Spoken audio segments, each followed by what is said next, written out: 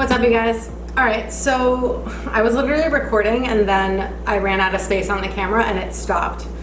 But I don't want to give up these cards because I felt like this reading was absolutely on point. So I'm going to use the cards that I pulled. So I feel this is definitely a love reading. It feels very much like two people with two separate lessons. My throat is really clogging up, so this is energy because I was completely fine before I started looking at the cards. You know, we're in an eclipse portal, and that's when things phase in and out. It can be like sudden changes, plot twists, your comfort zone getting shaken up, all of the above, communication issues. I'm just gonna blow out this candle. Maybe it's the candle, but I was completely fine, so I don't think it's the candle. Anyways, let's get into the cards. So I'm going to read this as like the King of Cups is here with a set of lessons, and the Queen of Cups feels like she's here with a different set of lessons. And that's how I'm going to read it. So if you're not like, don't have a relationship dynamic on top of mind, this might not be your reading. All right, so the King of Cups is coming with the Seven of Pentacles reversed, the Hermit reversed, and Lilith reversed. Now, Lilith, it says the first woman. I am the voice of my body and soul. I choose the life I want to live. I choose the life. Now, this can be a very distorted feminine energy. And remember, Lilith was cast out of the myth of Adam and Eve. She was like cast out of the garden because they thought she was a dirty whore. But actually, she's just the empowered, unapologetic, sexually liberated feminine energy.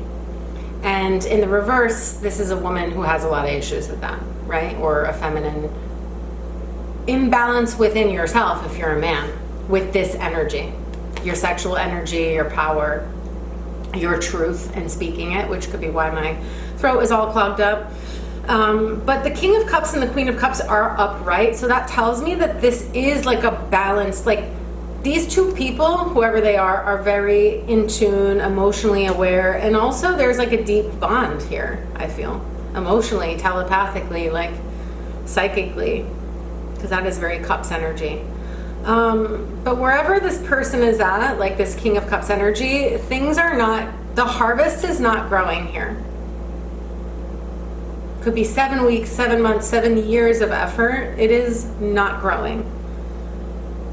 It doesn't mean it was a waste of time. It doesn't even mean that nothing good came out of whatever you've been trying to harvest, but it's like a real indicator here that you need to do some introspection. And if you haven't had, and I clarified that, Hermit reverse and got the Four of Swords, which is almost the same energy. It's saying you need to be alone to do some inner reflecting. And if you haven't had any time alone, I'm going to get into this distorted feminine energy because this is giving me like big mother wound, just like my last reading, but we'll go there. It's problematic, but it is a huge lesson, and there's a reason that we attract that. And so if you don't have a lot of, if this King of Cups, whoever this is, whoever I'm talking to or talking about, doesn't have a lot of privacy, a lot of time alone, maybe there's people around, family, partner, or whatever, or all of the above, then you need to get away from people. So like go for a walk alone without your phone. Go for a drive. There's your confirmation. Go for a drive alone. Like get out and be alone, even if it's for 15 or 20 minutes. I'm feeling this energy of suffocation. I think that's why my throat is closing up. It's giving me like there's a rope here and it keeps getting tighter and tighter and tighter. It's like I can't breathe. That's what I'm feeling. And if you're in a relationship with a woman like this, who has these distortions, again, no one's a bad person, you guys. We have trauma that hasn't been healed, and we end up in these sticky situations because we haven't resolved our issues. But whatever you've been trying to grow here, whoever this person is, it's not growing anymore. Like, again, know, if I didn't say this already, know when to hold them and when to fold them. You also can't heal this person's issues either. So whoever this distorted feminine energy is, I feel like it's somebody else. So I'm going to read it as like another energy that's influencing, because it keeps coming up in all the readings, this mother wound.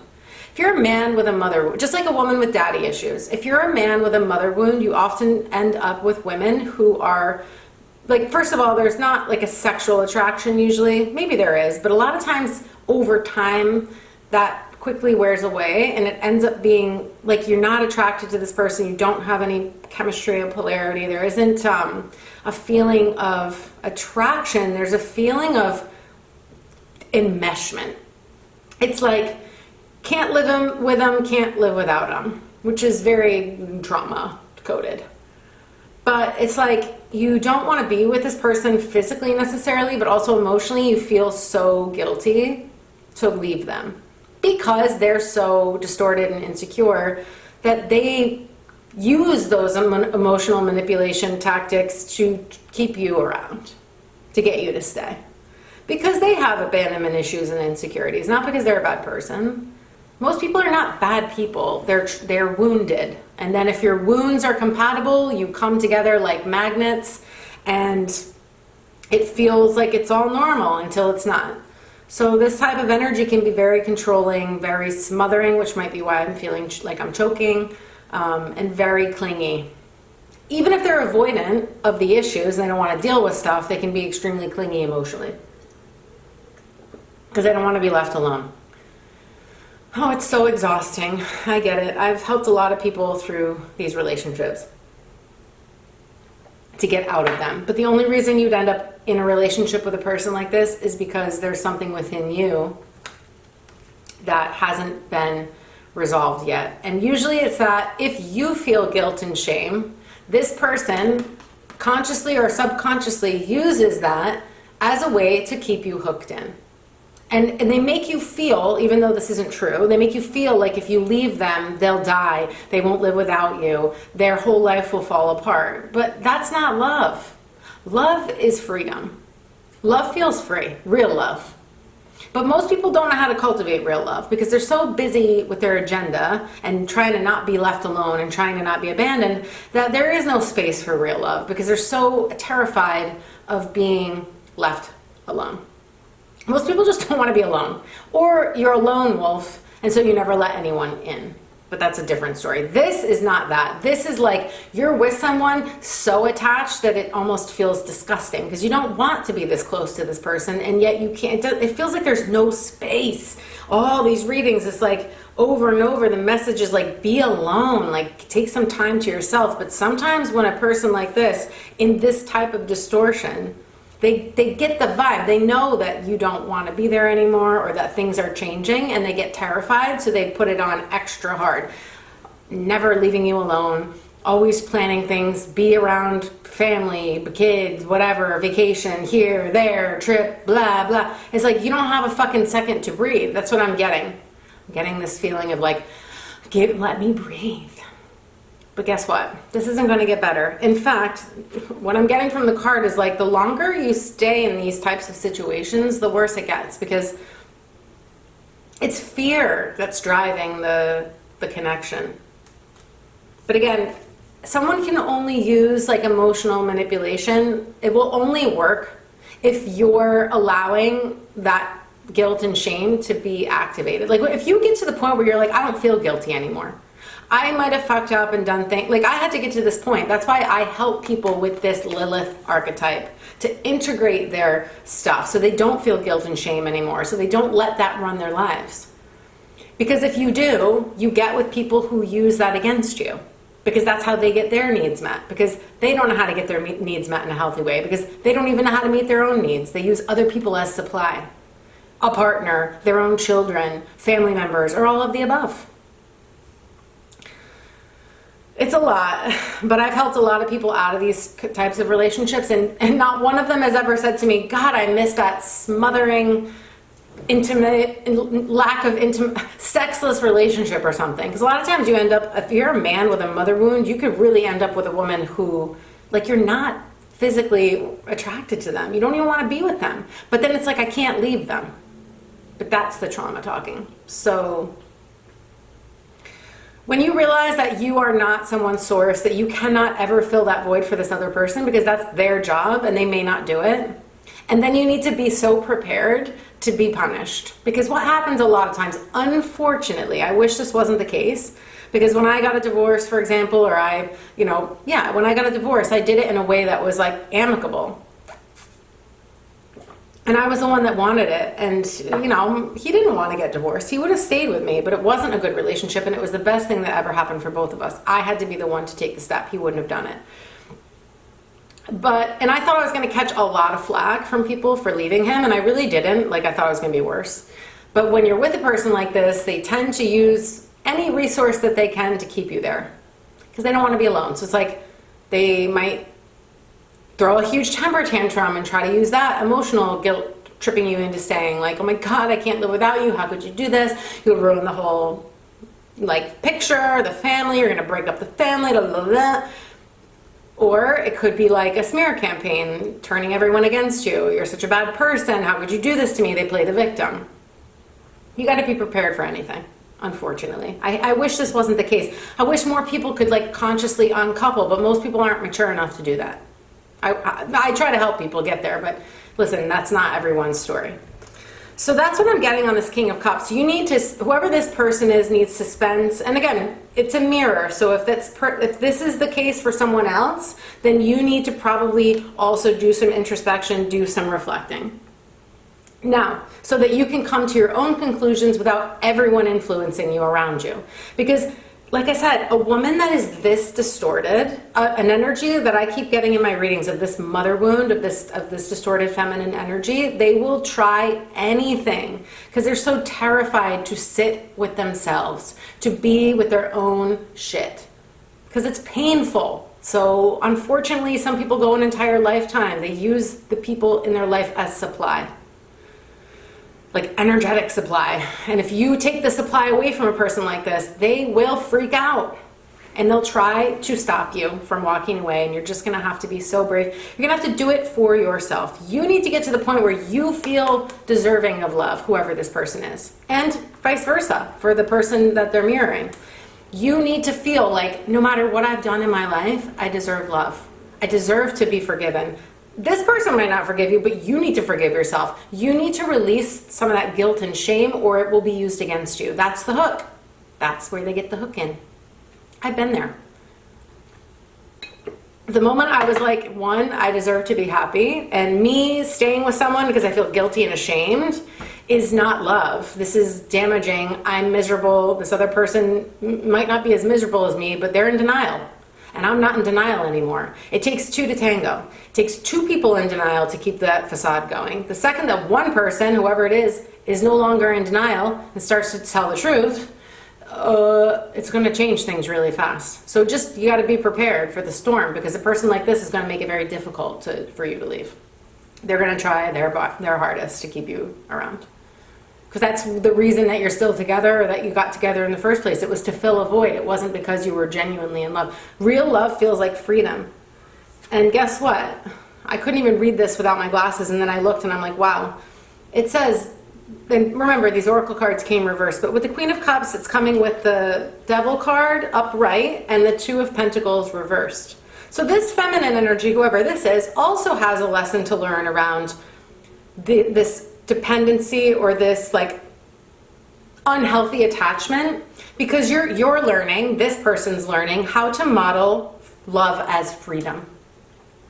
But to embody love as freedom, you need to allow other people, because I live this, I understand. I've had to learn that I will never need to coerce someone into being with me, stranglehold them, manipulate them, or convince them to choose me. If somebody doesn't choose me, it's okay, because I choose me. But you need to mean it. I say that because I know that it's okay. I'll be okay no matter what, Because I don't ever want a relationship that feels like chains. I don't want it. But I've had to make a lot of sacrifices for this. I've had to learn how to embody love and let people go because they needed to learn other lessons or walk away from things because it wasn't feeling right.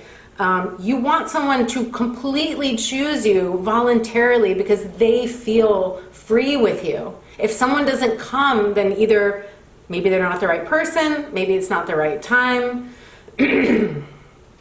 But either way, you're never going to have to chase and convince somebody to be with you. You have to give compassion to people. If, like a woman like this who's so distorted, a feminine energy like this who feels that they have to control everything, and like I'm telling you, I feel like I'm literally choking. My throat was fine all day, completely fine until I pulled these cards. A woman who feels like she needs to manipulate and keep someone on a chain to keep them there, and maybe buy them or guilt them or whatever into staying, it's incredibly sad. That's such deep insecurity. You just have to have compassion for people like this. I know it's not easy, but that's not love. Don't get it twisted. That's not love. Doesn't mean there's no love at all. It just means that's not love. So if you're learning how to embody love that's freedom, then you need to let people be free to choose. And if they don't choose you, then you can't punish them either. Let people be. Trust that what's meant for you will not miss you. I've come to a place in my journey, and I've experienced a whole lot of things that I'll probably never share publicly, but like I can tell you from firsthand experience, true love wins. But it may not always look the way you think, but like you'll never, ever, ever have to convince someone of anything. They'll just choose you if it's meant to be. And if they don't, it's okay. You've got to be okay no matter what. You've got to understand that love isn't chains. Love is not manipulation. That is not love. And if you follow my content, you are here to learn this lesson. Real devotion's got to burn through these lessons. And sometimes burning through a lesson like this looks like giving something up, either temporarily or permanently. You've got to give it up, sacrifice it for your highest good, and trust that if something's meant for you, it's going to come to you, or it's going to come back to you, or whatever. But you're not going to have to manipulate it for that to happen. All you need to do is be in the energy of love. And just embody that energy, period. Devote yourself to the things that are meant for you, that are enriching your life. Under the deck, we got the devotion card reverse. It says, my devotion, sorry, can't read this. It says, the warrior saint. I'm a warrior of love. My devotion attracts resources and support. That's it. But you need to be devoted fully to love. This is what I do with people. This is literally what my programs are about. In fact, I changed my mind because I had a chat with a couple of clients, and the Magdalene immersion that I was going to do short term, I'm going to actually turn it into a year. Because we need time to go deep.